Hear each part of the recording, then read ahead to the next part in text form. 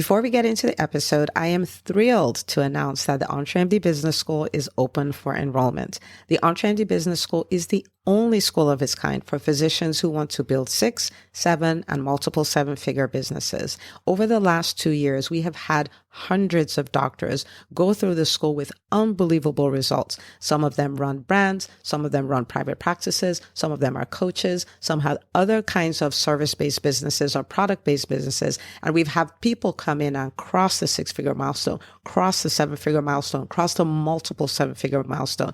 You will be in a place where you'll get the coaching, the community, the accountability that you need to thrive as an entrepreneur, especially in the times that we're in.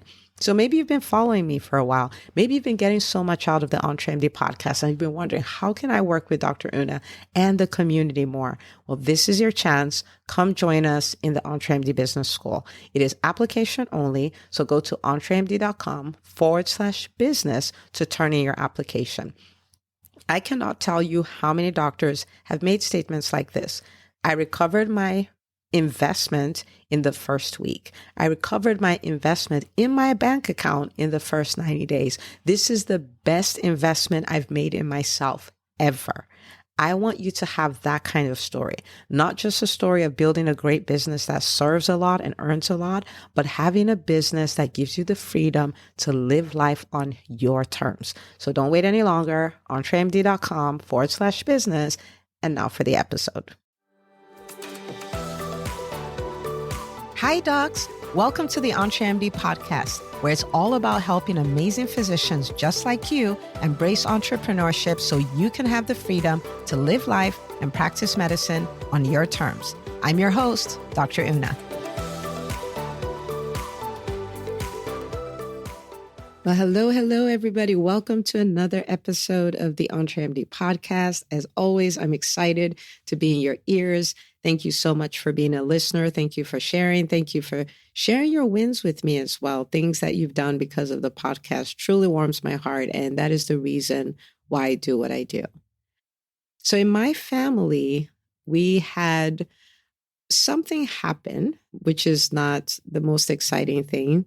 I lost my dad. He died 5 days ago at the time of this recording. It was, he was 85 and it was peaceful. He died in his sleep, which ever since I was 5 years old, he always said, I am going to die before your mom. And when I do, I'm going to sleep, I'm going to dream, and I'm going to keep dreaming. So the man lived the way he wanted. He died the way he wanted. And while, of course, we're going to miss him terribly, he lived a phenomenal life and he has such a legacy. And I wanted to bring that to you.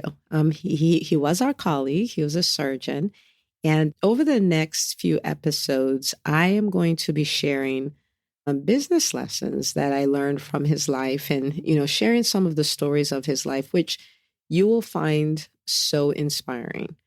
And so that's what we're going to do. Business lessons from my dad. This is part 1.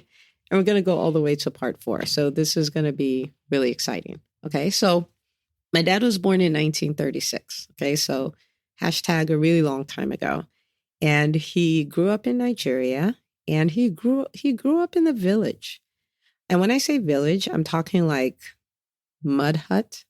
His parents were both farmers. My grandfather was, one of the most successful farmers in the village. I never met him.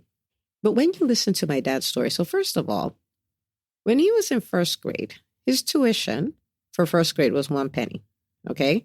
And my grandfather was able to pay that.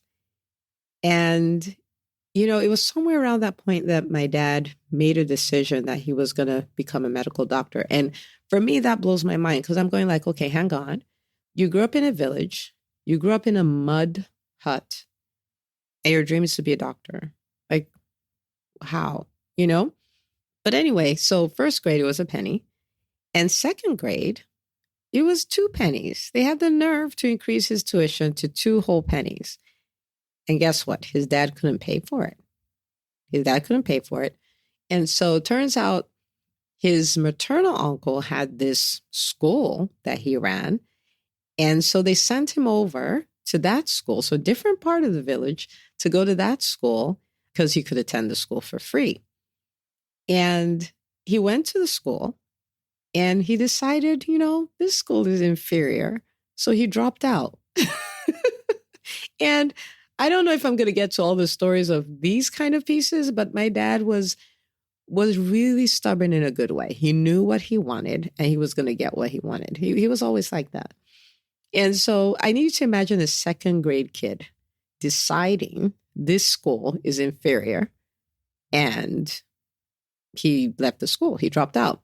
So his uncle, his brother, was much older, right? So much, much, much older. Found out that he had dropped out of school. So, he kind of took him on, adopted him, if you will, and paid his way through elementary school and middle school. So the equivalent of that.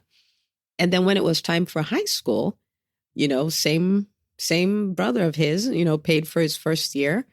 And then he found out that if he was part of the top 8 in the class, he would qualify for a scholarship. And he was like, oh, once I found out, I knocked somebody off the top 8 and took their spot. And so the first year of high school was the only year that he paid any tuition because he was then, he was on the scholarship. And then he played sports. He played all the sports. In fact, he was on the cricket team and they were really good. He went on to represent Nigeria and Ghana, some game that they played and stuff like that.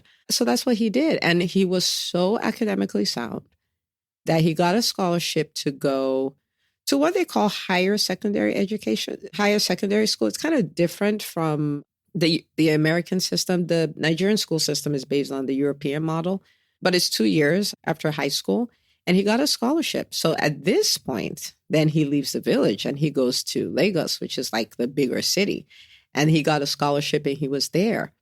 And he did so well. We always used to say he was the most brilliant person. Like, I don't think any of his kids are nearly as smart as he is or he was. And so in 1962, there's this program that came. It was called ASPAL. Is the African Scholarship Program of American Universities. And he got a scholarship with them. So he got a scholarship to study zoology in UC Berkeley. And that was when he made the move from Nigeria to California to start his, to continue his quest of, becoming a doctor and all of that stuff. And it's so bizarre because when he told me about it, they actually went by ship from Nigeria to France and then flew from France to New York. I'm like, by ship? Like, how long did that take you? But anyway, so 1962, he got the scholarship to do a bachelor's to study zoology, which was what he did in UC Berkeley. And then 1969, he graduated from med school. In 1974, he graduated from a surgery residency at Kaiser Permanente in San Francisco. Funny enough, that's where I was born. So when I think about that, my thought is, how does somebody go from mud hut to American trained surgeon, right? And the thing about him was he dreamed really big. He dreamed really big. In fact, I remember him telling me a story when he was in med school and he was at the top of his class. And I need you to imagine, okay, this is a Black kid from a different continent with a thick accent. Well, I don't even know if he had a thick accent, actually, because he doesn't have a thick accent. So with an accent, let's say that.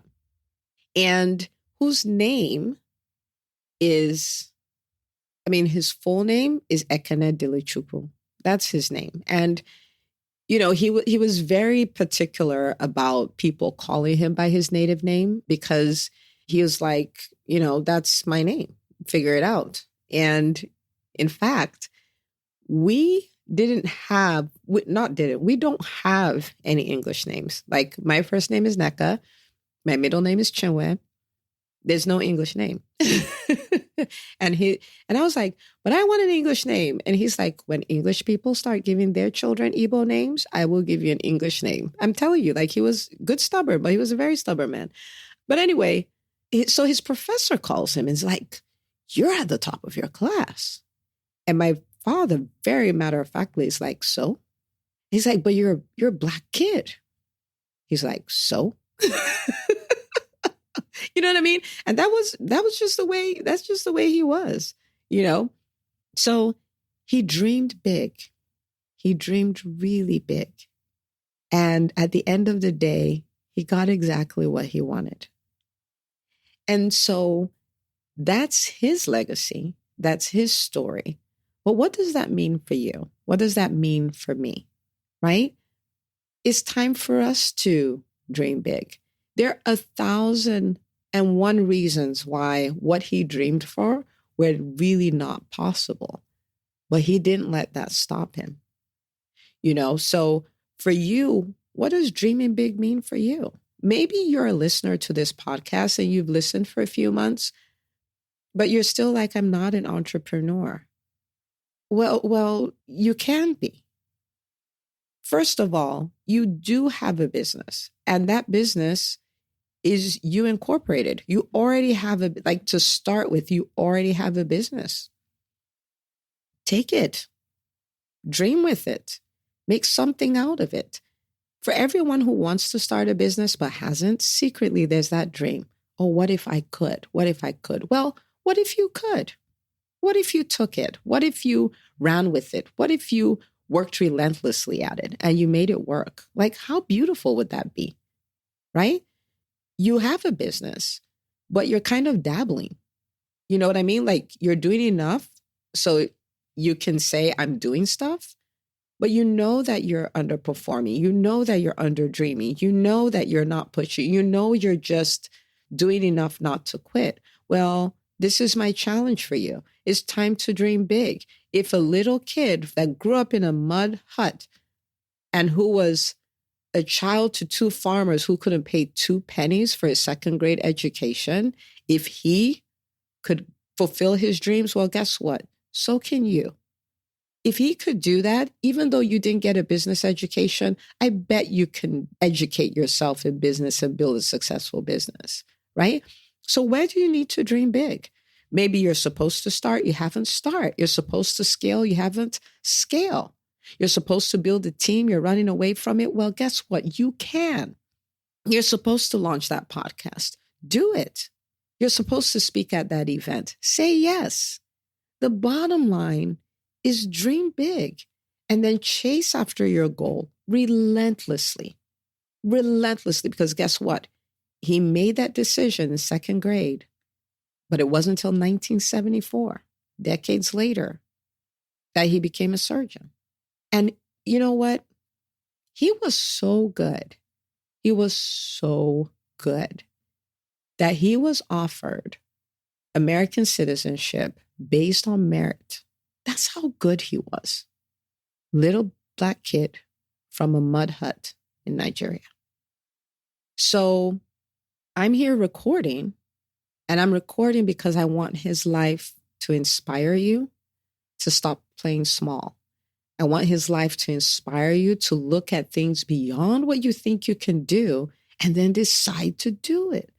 I'm here recording because I want you to take those dreams that you wrote down and you just left them alone all these years. I want you to dust them up and say, guess what? I'm going to do that. I'm going to do that. Okay? So what do I want you to do? Write the dream, realize it's possible, and start chasing it. That's all. Write the dream down, realize it's possible, start chasing it. Write down the dream, realize it's possible, and start chasing it. And imagine you decades and decades and decades later at your birthday party, your children telling the story of the life you created. And it will be so phenomenal. It may not be about you starting off in a mud hut and becoming a surgeon who was so good that he was offered U.S. citizenship because he was that good. It may not be that story, but they'll tell some phenomenal story of a dream you chased down that didn't seem possible, and you made it happen. And I want that for you. And I would love to hear that story. And I would love to hear you say, I listened to that episode where you told about the life of your dad, and I made a quality decision that I was going to figure this out. Okay? That can be you. That can be your story. Go find those dreams, make them your reality. Okay? All right. So what we are going to do with these episodes, these are legacy episodes. I want you to share what you got from this episode on social media and tag us, hashtag EntreMD and hashtag EntreMD Legacy. Okay? EntreMD Legacy. And I'll be looking out for those. And I can't wait to hear about all your success. Okay? Because it is possible for you. All right. So thank you for listening. And I want you to look out for part 2, 3, 4 of this legacy series, Business Lessons from My Dad. See you on the next episode. Hey, if you love listening to the EntreMD podcast, I want to invite you to join EntreMD On Demand. It is my signature subscription program that gives you access to a library of business courses designed to help you do one thing as a physician entrepreneur, and that is to thrive. Just head out to EntreMD.com/on-demand, and I'd love to have you join us. See you on the inside.